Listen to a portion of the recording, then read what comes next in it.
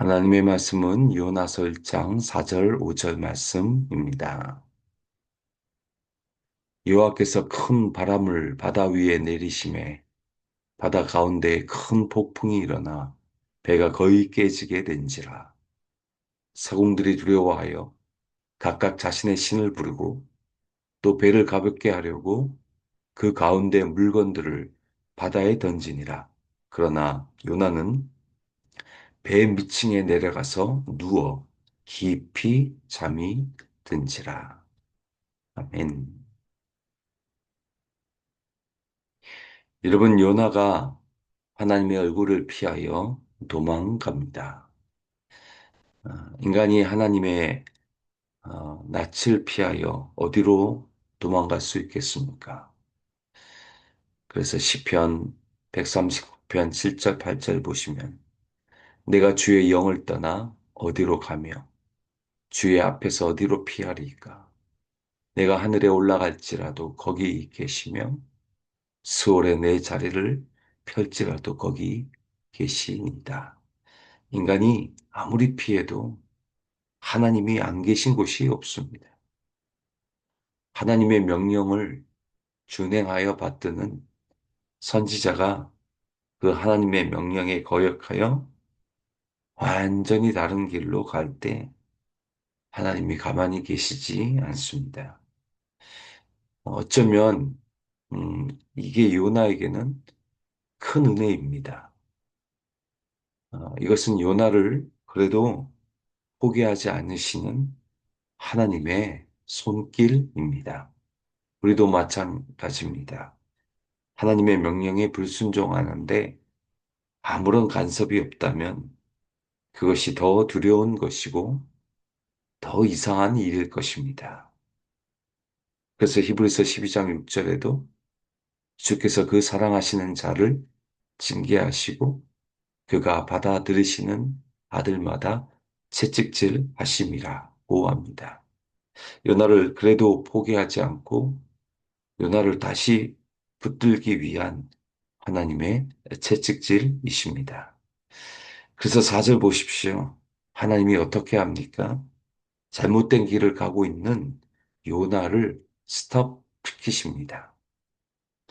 보십시오. 여호와께서 큰 바람을 바다 위에 내리심에 바다 가운데에 큰 폭풍이 일어나 배가 거의 깨지게 된지라. 하나님이 요나를 어떻게 막습니까? 여러분 이 4절에서 표현된 단어들을 보십시오.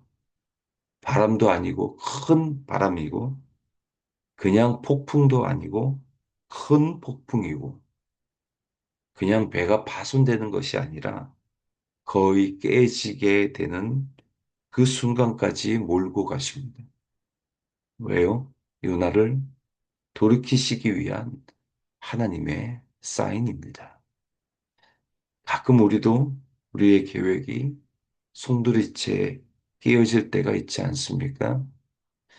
때로 큰 풍랑을 만나기도 하지 않습니까? 그럴 때 우리가 생각해야 할 것은 하나님이 우리를 바른 길로 인도하시는구나. 그것을 깨닫는 것이 중요합니다.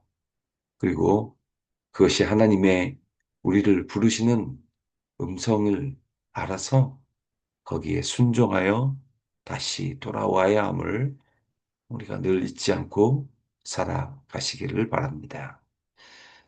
이 요나 때문에 발생한 거대한 풍랑이 일어나니 배에 타고 있는 세상 사람들의 반응이 소개됩니다.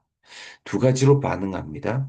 첫 번째는 5절입니다. 사공들이 두려워하여 각각 자기의 신을 부르고 또 배를 가볍게 하려고 그 가운데 물건들을 바다에 던지니라.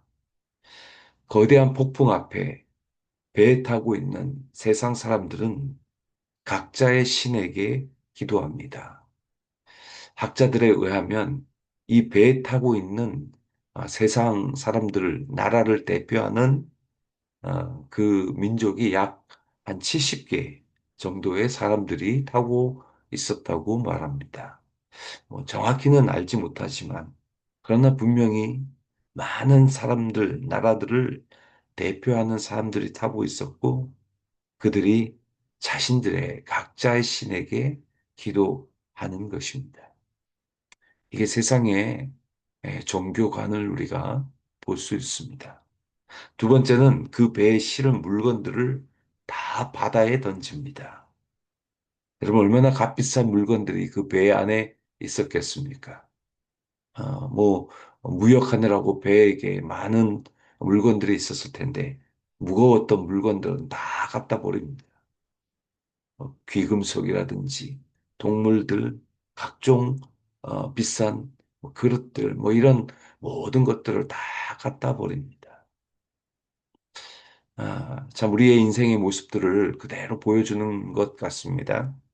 한번 인생의 풍랑이 나면 우리들이 실은 값비싼 것들은 어쩌면 아무것도 아니게 됩니다. 또 각자의 신들에게 기도해도 그 풍랑을 잠잠케 할 수 없습니다. 우리가 이 땅에 맨몸으로 태어나서 죽을 때 아무것도 가지고 가지 못합니다. 또 세상의 그 어떤 신도 우리를 구원해 줄 수 없음을 보여줍니다. 그래서 솔로몬 왕도 세상에 그 많은 부귀 영화를 누렸고 또 솔로몬 왕이 막판에 배교하지 않습니까? 그의 인생의 말년에 그가 이렇게 전도서 5장 15절에서 고백합니다. 그가 모태에서 벌거벗고 나왔은즉 그가 온 것 같이 돌아가고 수고하여 얻은 것을 아무것도 자기 손에 가지고 가지 못하리니. 음.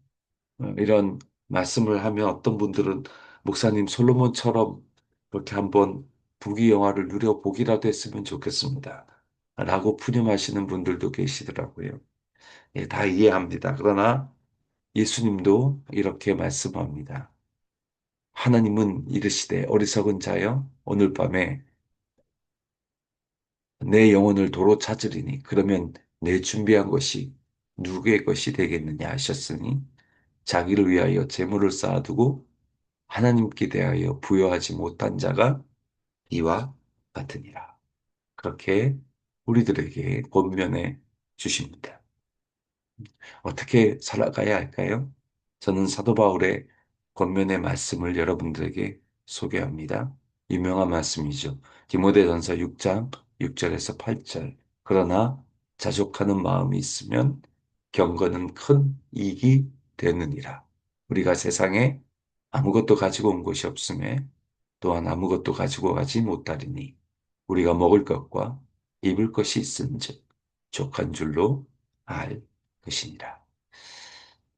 예, 이렇게 살아가시는 저와 여러분 되시기를 바라고요. 그리고 5절 하반절 보겠습니다. 그러나 요나는 배 밑층에 내려가서 누워 깊이 잠이 든지라. 여러분 이 풍랑 가운데 요나는 잠을 자고 있습니다. 오늘 요나의 주인공, 요나서의 주인공 요나는 다시스로 그 당시 땅끝으로 도망가려 했고 심지어 배를 타고서는 가장 배 밑층으로 내려가서 거기서 잠을 정한 것입니다. 여러분, 왜 요나가 이렇게 멀리 그리고 상징적인 의미가 있습니다. 가장 배 밑으로 내려가서 거기서 잠을 청하는 이유가 도대체 뭘까요? 그 이유는 요나가 하나님의 음성을, 명령을 듣고 싶지 않은 것입니다. 선지자로서 또 하나님의 명령이 내려질까 봐 아예 잠을 청하는 것입니다. 여러분, 요나를 돌이킬 수 있는 사람은 하나님밖에 없습니다. 여러분, 요나처럼 우리는 때로 영적인 깊은 잠을 잘 때가 있습니다. 요나처럼 기도하고 싶지 않을 때도 있고, 저 밑으로 내려가서 그냥 잠만 자고 싶은 그런 침체에, 영적인 침체에 빠질 때가 있습니다. 우리도 하나님으로부터 의도적으로 멀어지고 싶어 할 때도 있고, 하나님과 함께 교제하는 것도 감당하지 못할 때도 있습니다. 그럴 때마다 우리가 하나님이 주시는 말씀으로 다시 한번 회복되시기를 원합니다. 에베소서 5장 14절 말씀을 보시면 그러므로 이르시기를 잠자는 자여 깨어서 죽은 자들 가운데서 일어나라. 그리스도께서 너에게 비추이시리라 하셨느니라. 여러분 깨어서 일어나면 예수님이 우리에게 광명의 빛을 비추어 주신다고 말씀해 주십니다.